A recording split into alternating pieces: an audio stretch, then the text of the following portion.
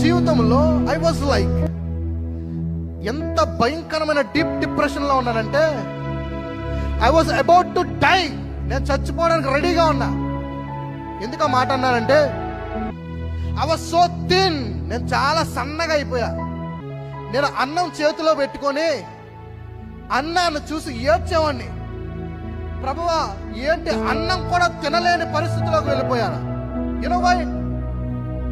When I'm about to eat, నా కడుపులోకి వెళ్ళేది కానీ ఆ కడుపులోకి వెళ్ళేది ఇమిడేది కాదు, బయటకు వచ్చేది. నా గదిలోంచి బయటకు వచ్చేవాడిని కాదు.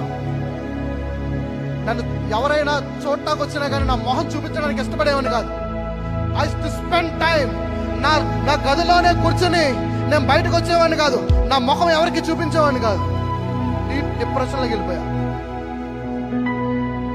బట్ వన్ డే నేను అనుకున్నాను, ప్రభా, ఇలా ఉంటే నేను చచ్చిపోతాను. నేను ఎలా చచ్చిపోకూడదు.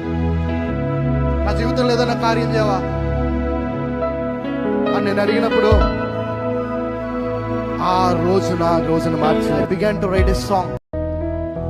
దేవా, ఈ జీవితం